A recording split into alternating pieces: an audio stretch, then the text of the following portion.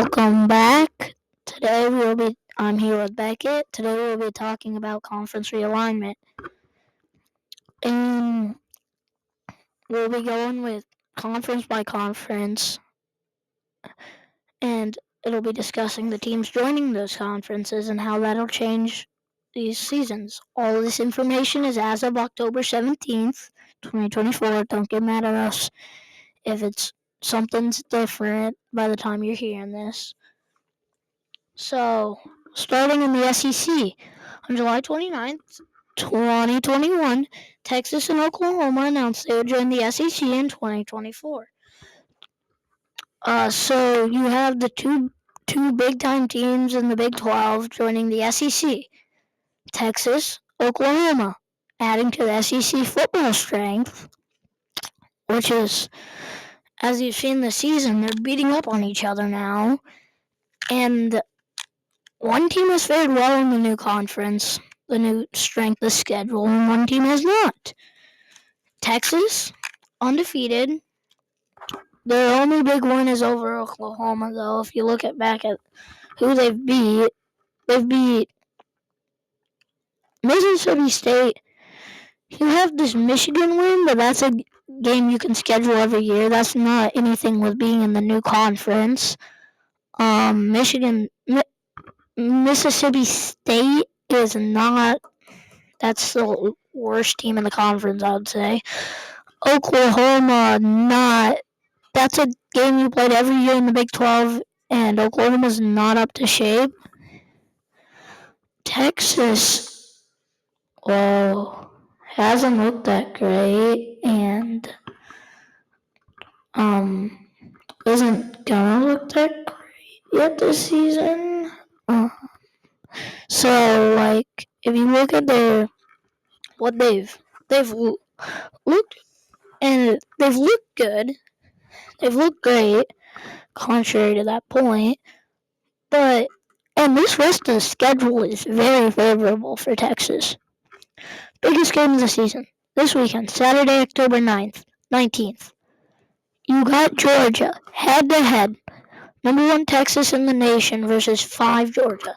That's going to be a massive game if you're Texas to make the playoff. Because that's going to be a resume builder that you need to make this playoff. Now, it will be easier and even with the 12-team player, even if you don't get this game. But it's going to be a huge game for both teams. If you win this game as Georgia, you're in. If you lose it, you're probably out. 2-loss team, losses to the 2 big games you have. In Texas, you're going. If you win this game and you beat. But on the rest of the schedule for Texas, after this Georgia game, Vanderbilt. You should win that, but they did beat Alabama, so still not an acceptable loss, but it'd be a little worse looking at who they beat. Florida. If you lose that game, I don't know what to say. If you lose against Arkansas, I don't know what to say either, because that's a game that you really should win. Kentucky, winnable game, but they gave Georgia some trouble. I think you really should win that if you really want to make the playoff. But it's not. If you lose that game, you're not out of the playoffs. Texas A&M. I think that's going to be a pretty big game for Texas A&M. I don't think it'll be that big for Texas at this point in the season.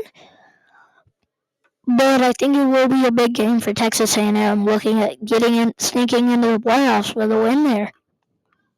Oh, sorry, yeah. So you got, if you're looking at Texas, you got a very favorable path, in my opinion.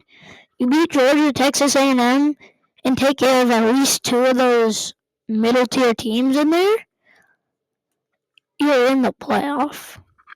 If you lose to Georgia, let's say, beat Texas A&M and all 4 of those other teams, you're in. Now, if you lose to Georgia, lose to Texas A&M, I think you have to absolutely blow out all those mid-tier teams to have a chance of making it.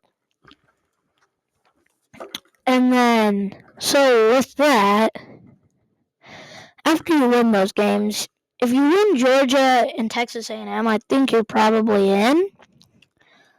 But you have to win at least one of those to have a chance, because you don't have any other resume building games.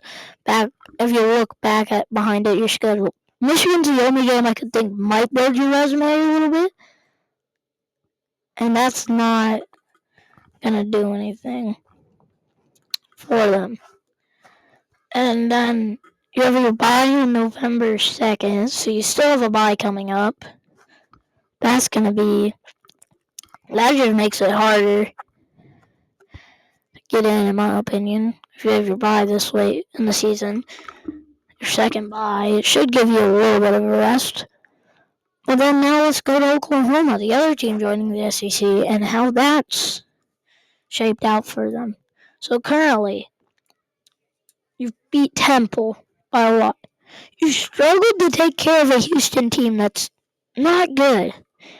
Beating Houston by 4 is all I need to see that you're not a good team this year. Lost to Tennessee. If you're going to compete in the SEC, you got to win that game. Lost to Texas by big. And then you beat Auburn by 6, which isn't the greatest win at this point. I mean, it could be a Mississippi State win at least. But then looking at ahead for Oklahoma, if if you're winning by 4 against Houston, you're not beating Ole Miss, Missouri, Alabama, LSU. You have a gauntlet the rest of the season, and you're not winning very many of them. The only way I can see a path to the playoff for Oklahoma at this point is you beat Ole Miss, you beat Missouri, you beat Alabama, you beat LSU, and then it's still on the edge. You're still only an edge team. Now, you're probably in if you win all those games. I think you can take a loss to Alabama or LSU and win all 3 and still be on fringe playoff contention. But if you lose 2 of these games, especially if you like Ole Miss and Missouri, you're not in the playoff. So, Becky, you got anything on these matter? With this Oklahoma team, they have not looked great at all. And their schedule doesn't look favorable, like Leva said. Looking at the standings, Texas A&M, they're 5-1. They're 3-0 in conference play. If we go down to Oklahoma is 1-2 in conference play. Now, I will give them that they did lose to Tennessee and Texas. Texas, number 1 team in the nation, right? They're pretty good. They're definitely a playoff contender. And then Tennessee, in my opinion, the only reason they were bumped down to like 11 or whatever they are now is because they lost one game.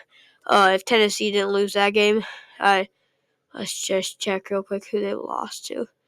Oh, they lost to Arkansas. So, Florida and Tennessee Alabama and Tennessee with losses that they should not have lost at all. But Tennessee is still a great team in my opinion, and they can still push for the playoff. But that one loss to Arkansas definitely doesn't help. So, yeah, just because I think they got moved back so far, just because it's a loss to Arkansas and nobody thinks Arkansas is good anymore, but they've looked pretty good this year. So, we'll move on to the Big 12 now. So, here we go with the Big 12. September 10th, 2021, the Big 12 announced that BYU, UCF, Cincinnati, and Houston will join as full-time members in 2023. This, of course, gives them 1 year with Texas and Oklahoma before Texas and Oklahoma leave for the SEC the next year. On November 2nd, 2022, ESPN reported that the Big 12 was in talks with Gonzaga as a basketball-only school and UConn as a full-time member. And these never actually happened, as Gonzaga is now actually with the Pac-12. And UConn is still at the Big East for basketball and independent in football. Then on July 27, 2023, Colorado announced they would join the Big 12 in 2024. This was, of course, after USC and UCLA left the Big Pac-12 for the Big 10. On August 4th, 2023, Arizona State and Utah followed Colorado announced they would join in 2024. So we have, with the first round of additions, we have BYU, who's actually looked good in football this year. Last year they were not, but they are contending this year. And then basketball, they looked good. UCF, mid-tier, low-tier, mid-tier, mid-tier. They're mid. They're the definition of mid. Cincinnati, mid-tier, mid-tier. Definition of mid-tier. Houston, definition of the worst tier you could possibly imagine in football. Definition of the best tier you could possibly imagine in basketball. So that's two ends of the spectrum. Here you go. Colorado. I would say they're in that mid-city range as well. Maybe a little bit better in basketball, seeing as they made March Madness last year, but in football they're mid. They're one win. Last year they did. But this year they're doing better. I'll figure that. I believe they're doing better this year. I don't know. Arizona. Great in basketball. Looked good in football last year.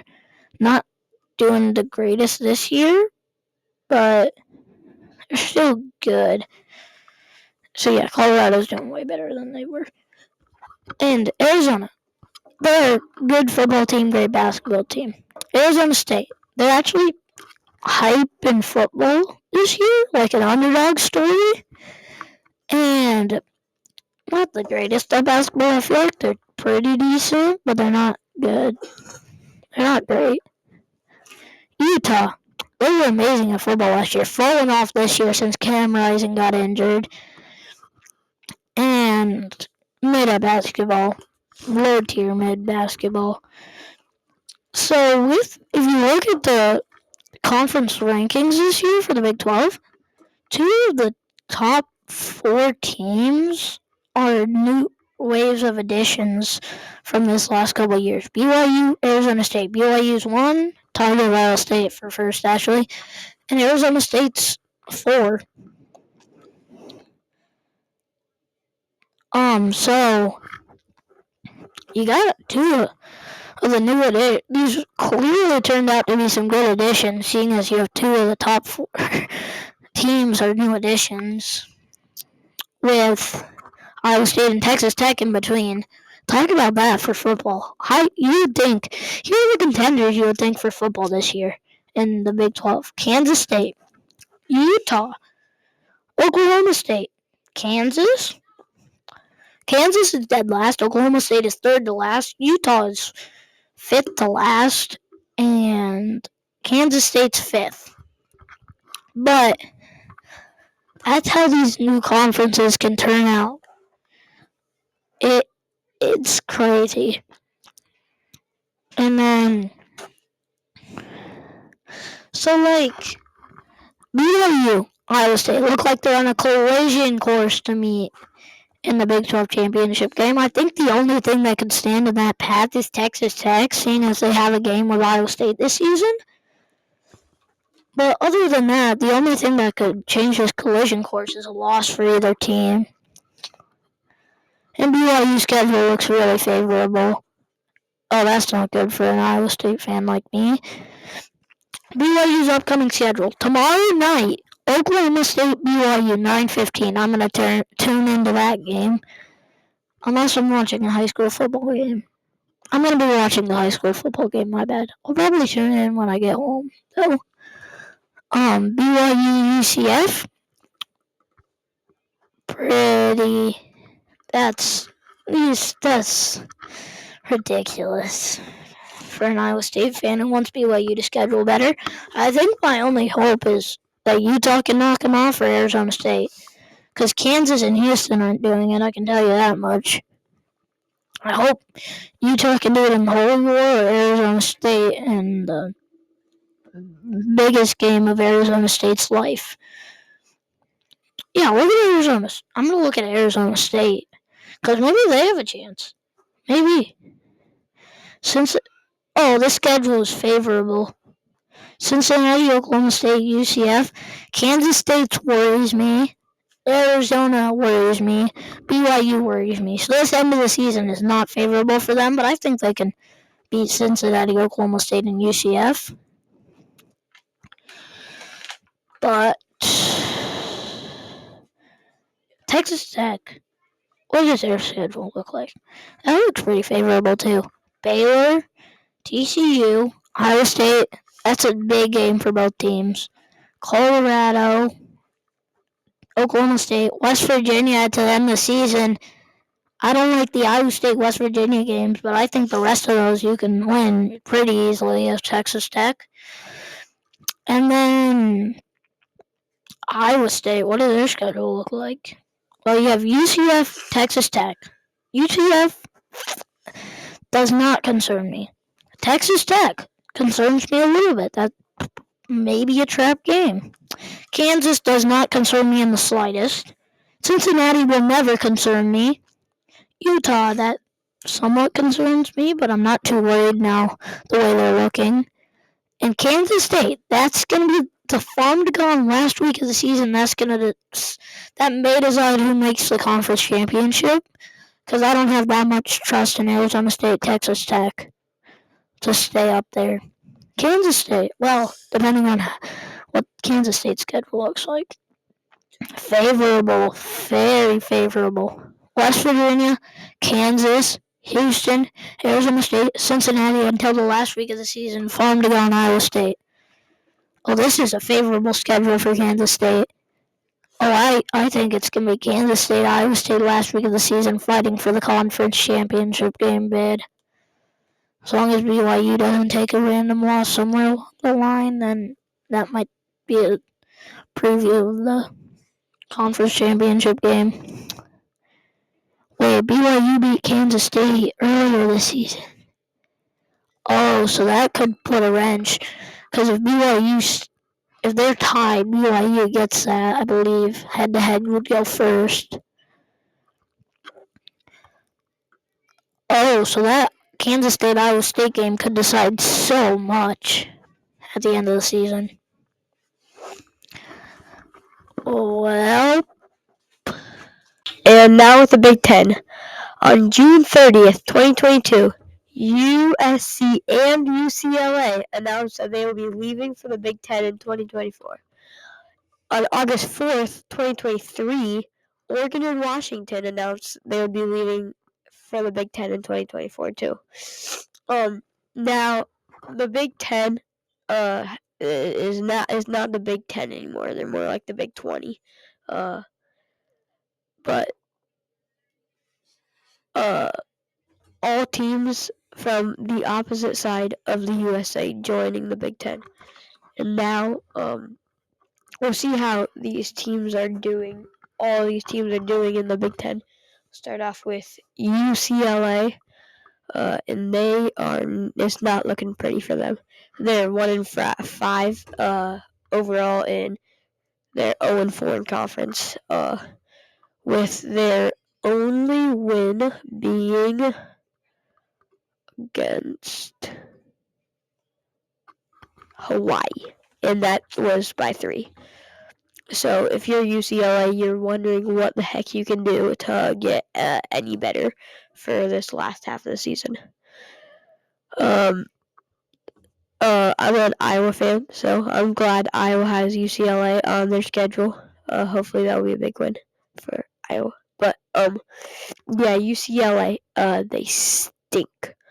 Lost to Indiana, 42-13. They haven't been putting up. They've been putting up a good amount of points in every game, but not what you'd like not the amount of points that you're winning games. But now if we go to USC, it's not looking that pretty for them either. I believe they're 3-3. Right. Yeah, they're 3-3, and then they're 1-3 in conference play. So they are not doing good either. They did beat Wisconsin. That's a pretty good win. Your best win is 48-0 against Utah State, probably the worst team in the world. But Liam, you got anything to add on that? Yeah, with USC, I would say your biggest win isn't that's your biggest win in points total, but your best win you have on this resume right now is that LSU game you had early in the season. First week of the season, you beat LSU by 7. That's gonna benefit you in the long run, especially if you want to make a playoff push. You're not gonna, but if you want to make, maybe if you win out, you might have a chance. I think the only way is if you blow everyone on your schedule remaining out, and then blow Notre Dame out, which I don't think is happening. So I think USC are pretty much out of the playoffs, but at least you have a win against LSU to pat yourself on the back about. Yeah. What he said is totally right.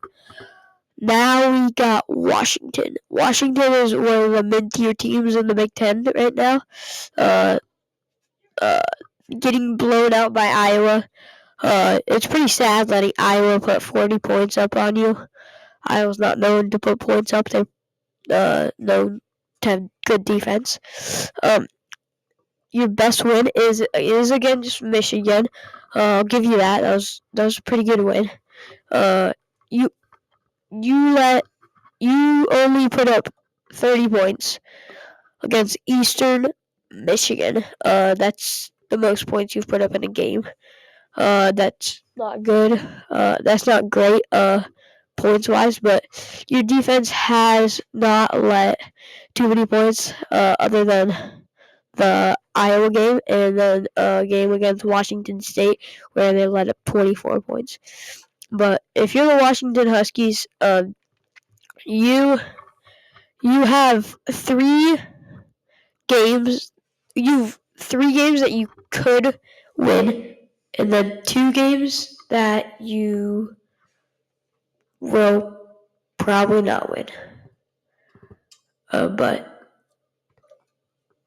Liam, you got anything on that? So yeah, looking ahead, Washington's schedule does not look favorable for them, especially with Indiana next week. Indiana has looked good for 1 year in their life, and then you have Penn's. If you look, Washington, you're kind of screwed by your schedule now, because you have Indiana, USC, Penn State, UCLA. That should be at least an easy one. Oregon. I think you're walking out of the end of this final stretch of the season as Washington with 1 win through the rest of the season. And that's not something to be proud of if you're a Washington fan. To have 1 win in the last sector of the season, I'm calling this the middle point of the season. To have that, you only got 1. You're only going to beat UCLA. I think you're losing to USC, you're losing to Indiana, you're losing to Penn State, you're losing to Oregon. So yeah, it's tough to see from Saturday, October 12th and on that you're only going to have 1 win. Sad in my opinion, isn't it? So then, Beckett, take it back. Yeah, now we have this very, very good Oregon team. If we look at the standings now, Oregon is second, undefeated schedule. They've looked very good all season. But the win against number 4 Ohio State, first of all, That's really good for you as a team, and then that's also really good for you and the whole Big Ten. Those mid-tier teams in the Big Ten looking to move up, and with Ohio State losing, that's a big help. But I don't have much to say about Oregon because they're just doing good stuff right now. But they play Purdue tomorrow. I think easy win. Illinois, Michigan. I think they can win out if they really want to. Leo? So yeah, what you said about the Ohio State game, I believe most of that, but I don't think Ohio State needs to drop that far. They're not going to drop that far because of a 1 point loss to one of the best teams in the nation. Also, going back, I'd like to say they've looked good all season. They kind of have, but this only beating Idaho by 10 points is kind of disappointing in my book. That Boise State win is aging well, even though you only beat them by 3. I'd like to see it win by more. And then the only game we've let close after those first opening is this Ohio State game, which was an absolute dogfight. Amazing game. And then looking ahead, I think you win out. The only thing that might give you trouble is Illinois and Michigan, which I think you're gonna blow both of those teams out. They're not good enough to challenge you, in my opinion. And then Purdue's not gonna challenge you. Maryland's not going to challenge you. Wisconsin's not going to challenge you. Washington's not going to challenge you. If Ohio State couldn't beat you, none of the rest of these teams are going to beat you. Especially if Dylan Gabriel keeps playing like he's playing. You have anything else on this? Okay. Yeah. If you look at the standings in the Big Ten, this is not really conference realignment, but Michigan is lower than Iowa. Now Michigan is a 2-loss team. They lost about everybody to the draft this year. Don't you agree with him? Yeah, I can't really blame them. And then you have a new head coach. Nothing looks good for you. But as an Iowa fan, Iowa's doing pretty good. But yeah, the Big Ten, the Big Ten's mid-tier conference. But yeah, that's all for the Big Ten. Mid-tier conference, question mark. They're one of the better conferences. Big Ten, SEC, all the way. I'm sorry to say this as a Big 12 fan, but go Hawks! No. So now with the Big 12 over with, we're going to move on to the ACC, which there's all that money stuff and Florida State wanting out and Clemson and then the lawsuit. You had all that stuff. We have Florida State and Clemson wanting out after realizing that the ACC is not good enough for them. And then it was just a mess in the ACC with the legal stuff and whatever. But they only had 3 additions, which isn't that many compared to some of these, and they weren't good additions either, in my opinion. So on September 1st, 2023, Stanford, Cal, and SMU announced they would be joining the ACC in 2024. So you had 3 very mid teams, in my opinion, going into the ACC. Stanford, Cal, nothing special. SMU was pretty good last year, and they're actually holding up in the conference quite well. California's bottom of the conference, although I think they got robbed in the Miami game. Should have won that. Stanford, you're not good. But on the ACC standpoint, for if you look at all their teams, SMU is holding pretty well with the conference. Stanford has a signature win against Syracuse. They're hitting that's Stanford's one win in the conference, but it's better than Cal. Cal's sitting here. No one's in conference play. Then again, they've played NC State. That's not a good loss. They lost by one. All these losses are by one or two other than the Florida State one. Like, you lost by one to NC State. Shouldn't lose that game, but it's a 1-point game. I can forgive you for that. Pittsburgh, you lost to Pittsburgh by 1 point. I can forgive you for that loss. You lost to Miami by 1 point.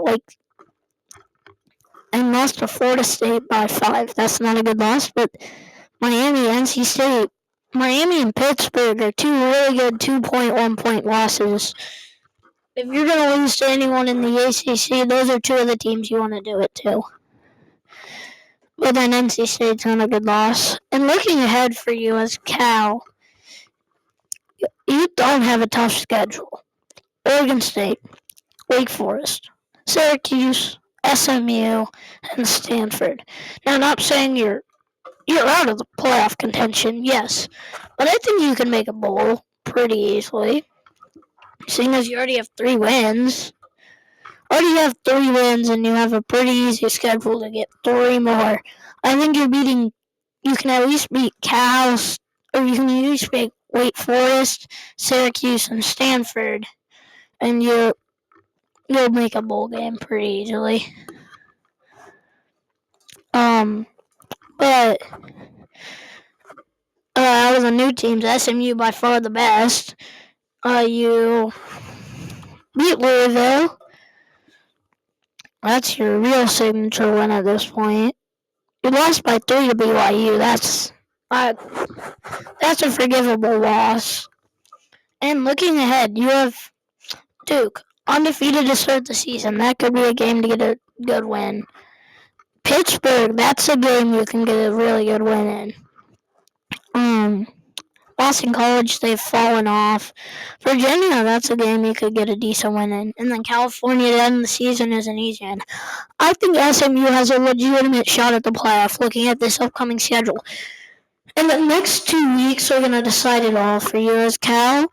If you can beat Duke and Pittsburgh, you're making a strong college football playoff case as long as you don't lose any of these other games.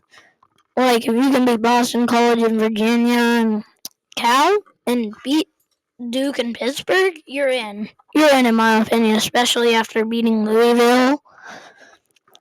You do have that loss to BYU. That would have been an amazing chance to get a signature win, but it's only a 3-point loss to a really good BYU team. And then Stanford, the dumpster fire Stanford's always been. Let's see, what have they done wrong this season? You have had a tough schedule up to this point. Lost to TCU. You beat Syracuse, nice. Lost to Clemson. Lost to Virginia Tech. Lost to Notre Dame. Lost to SMU. So you have how many wins in total to start the season? You have 2 wins. You're 2-5. And those wins, of course, being Cal Poly and Syracuse. But looking ahead, I think you do have a legitimate bowl game case. Wake Forest, NC State. Louisville's going to be a tough one.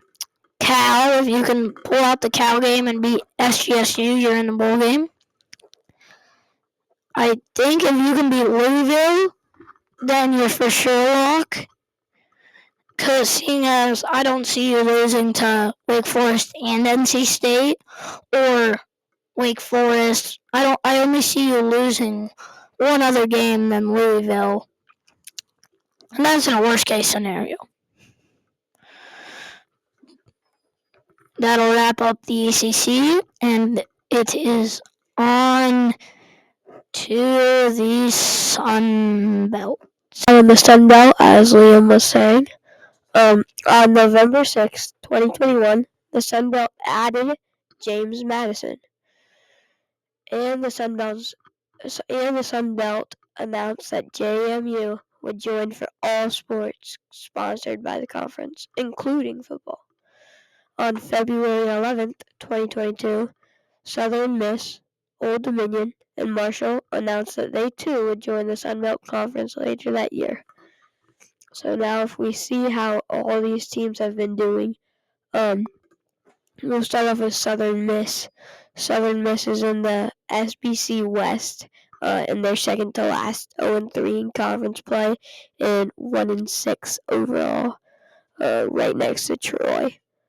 But and now we have James Madison in the SBC East.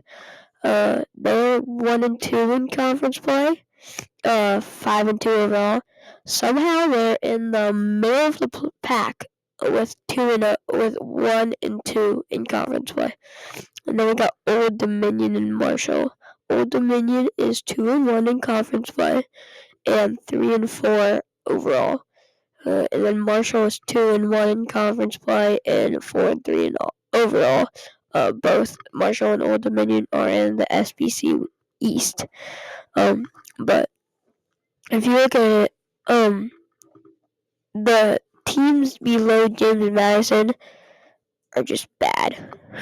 Like, if you're in the middle of the pack, and you're 1-2, you know that your conference is not great.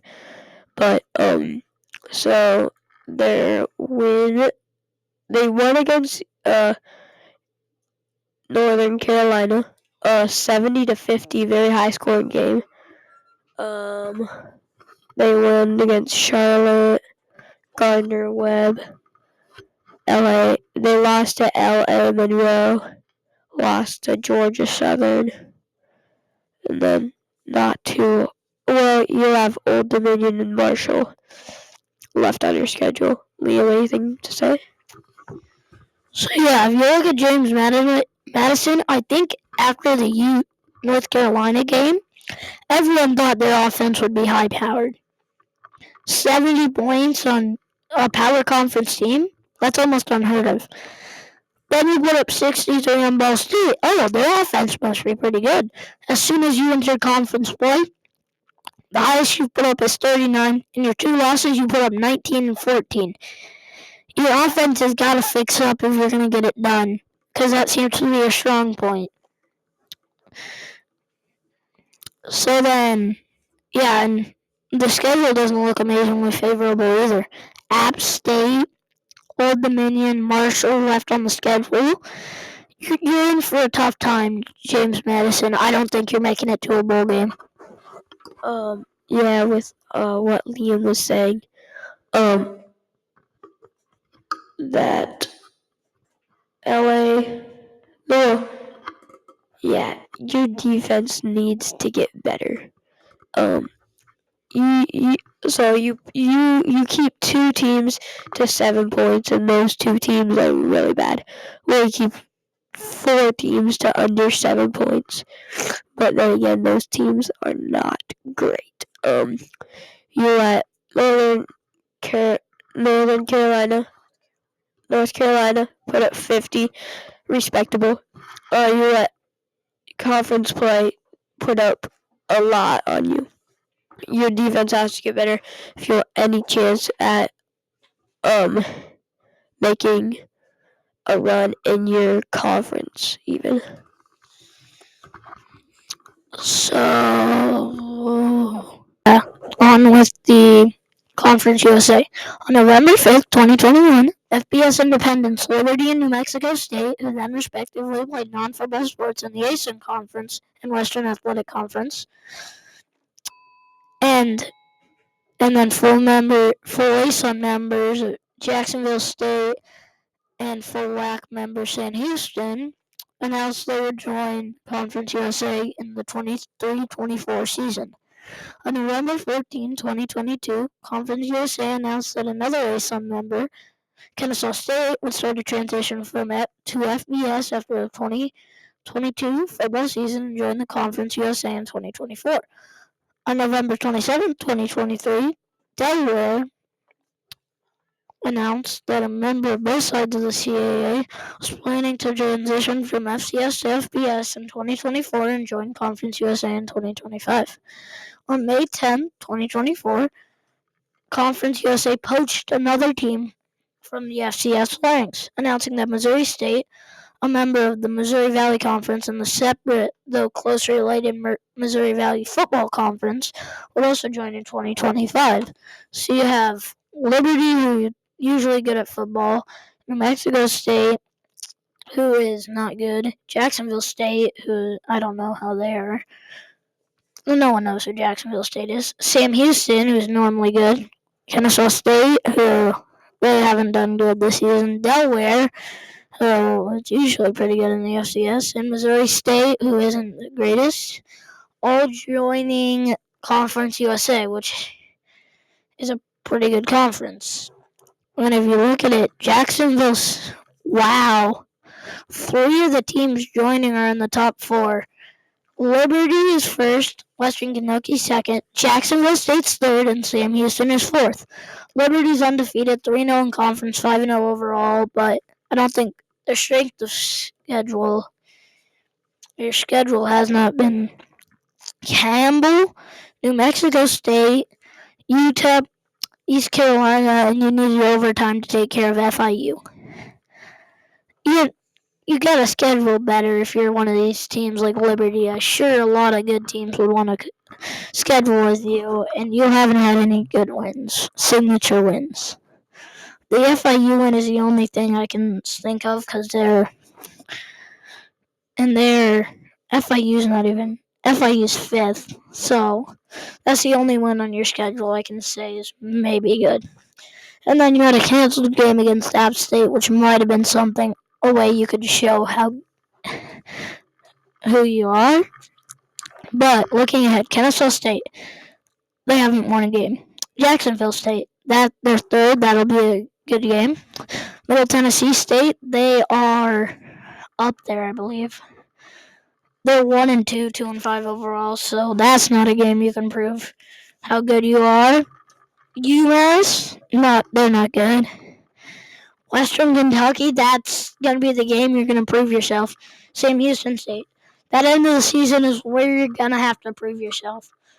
Jacksonville State, Western Kentucky, and Liberty are when you're going to have to prove yourself. Because you're not going to do it in any of the other games. And you haven't done it so far. Jacksonville State, 2-0 in conference, 3-3 overall, though. What? Okay, so you lost big to Coastal Carolina, lost big to Louisville, lost by 3 to Eastern Michigan in overtime, beat Southern Miss 44-7, beat down on Kennesaw State, beat down on New Mexico State.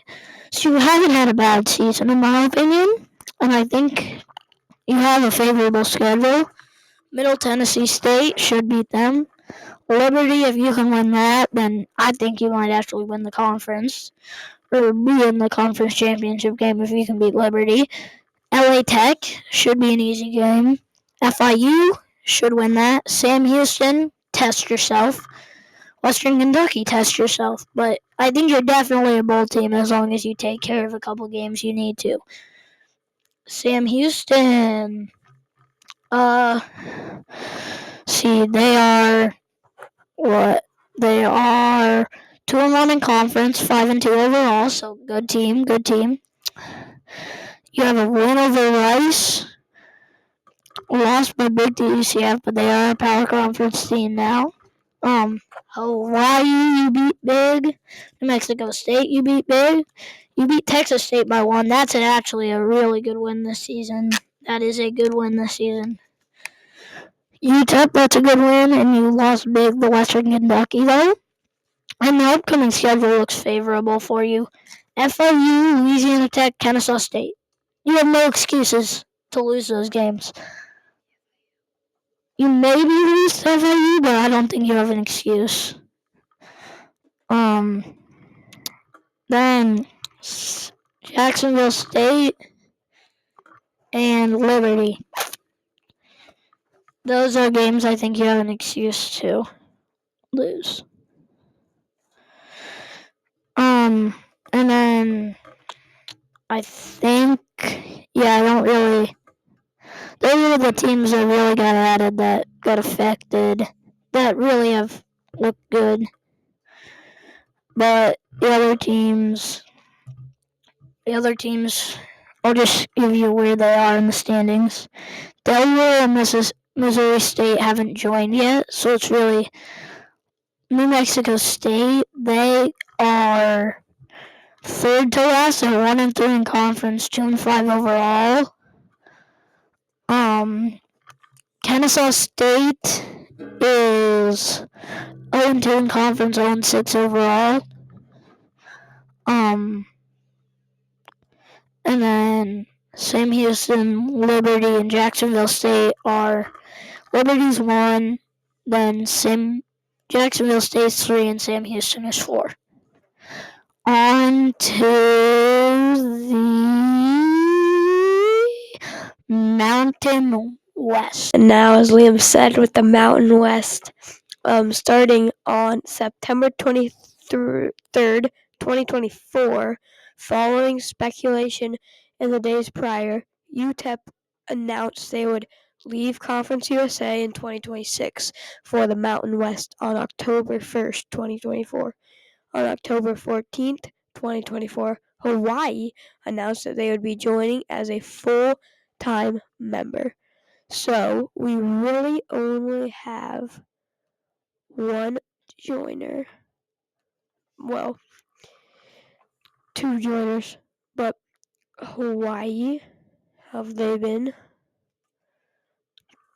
Hawaii is 0-2 in conference and 2-5 overall. It's not looking great. I mean, okay, so you have losses to. You beat Delaware State. You lose to UCLA. You lose to Sam Houston. You beat Northern Iowa. Lost to San Diego State. Lost to Boise State. I can understand lost to Boise State.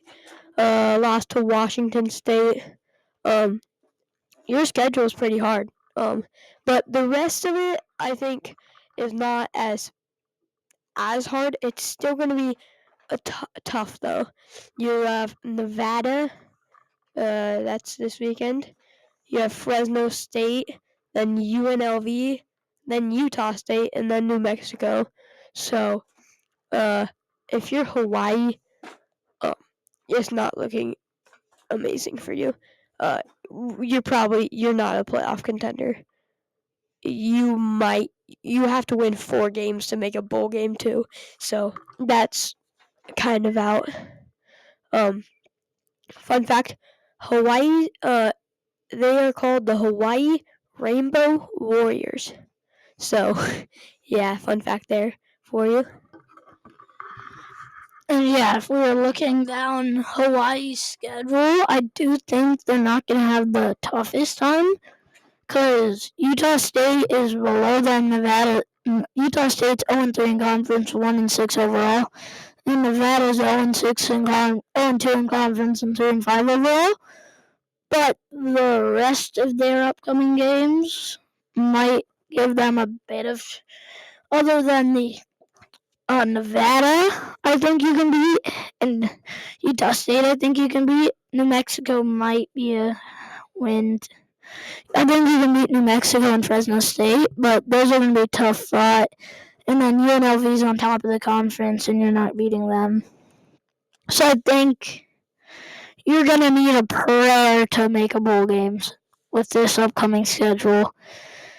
And then, of course, UTEP is back in Conference USA, so we're not really going to break them down how they're doing, because they are not very good this season. And now we're just going to chug it along. We now have the MAC Conference. On February 26, 2024, when the Athletic reported that the University of Massachusetts Amherst, more often known as UMass, was reporting as having been approved for full MAC membership starting July 2025. Now, there's no change in the MAC right now, so I'm not gonna talk about them really at all. I'll just tell you who's at the top. You have Western Michigan, 3-0 in conference and 4-3 overall. But yeah, really nothing to talk about in this MAC. Liam? So yeah, it looks really chaotic. And we all remember how Northern Illinois beat Notre Dame that one weekend, second weekend of the season, I believe. Well, they're now 1-2 in conference play and 4-3 overall. The MAC is chaos right now. Note you have two teams that have a record better than 4-3. Toledo and Eastern Michigan are both 5-2, and I think there's Kent State's 0-7 like usual. Akron's 1-6 like usual, but the rest of it, I think everyone's in this other than Kent State, Akron, Ball State. Everyone's in this conference. Ball State's 2-5, but I think anyone could win this conference. It is chaotic. Western Michigan's undefeated in conference play, but the MAC is way too chaotic to make any predictions on who's going to win right now. If I had to say, it's probably going to be Toledo, but I really couldn't pick anything. And that will sum it up for the MAC conference. Now moving on to our last conference, the Pac-12. If you even want to call it the Pac-12 anymore, but on September 11, 2024, Yahoo Sports writer Ross Dellinger reported that the Pac-12 was set to enter a rebuilding progress by adding current Mountain West schools Boise State, San Diego State, Fresno State, and Colorado State. The following day, the conference formally announced that the four schools would be joining on July 1st, 2026. On September 23rd, 2024, Utah State accepted an offer to join the league as its seventh member. In 2024, they would be joining on the same date, I believe. On October 1st, 2024, Gonzaga announced its departure from the West Coast Conference for the Pac-12 beginning in 2026. Because Gonzaga does not sponsor a football team, the Pac-12 must add one more member with a football team to preserve its FBS status, as you need 8 teams in a conference to be considered FBS. So you're basically stripping the Mountain West and then taking Gonzaga to help with your basketball. Boise State and them are all gonna. Boise State's gonna flourish in this new conference. I think they won't lose a game, depending on how. They're not gonna lose a conference game in football, for sure. And I think Gonzaga will have an. The only team I could think them losing to is Washington State or Oregon State. And Gonzaga's going to have a nice. I think Utah State and Colorado State might. And this is going to be a nice basketball conference. San Diego State, Colorado State, Utah State, and Gonzaga. That's going to be a nice basketball conference. But for football, I think it's going to be Boise State winning pretty easily. There's not much to talk about, seeing as we talked about all of these back in the Mountain West. We talked about a couple of them, but seeing as nothing's happening this year or in upcoming years, we're not really going to talk about this much. Becky, you got anything on how the conference is going to look in 2026? No, I really don't care about the Pac-12. They don't seem like one of the big dogs. In my opinion, some of the big dogs would be the Big 10, the Big 12, the SEC. Those are like the big dogs. The Pac-12 is like, they're not the best. Like, Yeah, they might not even. I don't think they are at risk of being an FBS conference next in 2026, let alone being a power conference. They will never be a power conference. You heard it here. They will never be a power conference if they can't even be an FBS conference. Well, that should wrap up our conference realignment episode. Thanks for listening, and see you next time.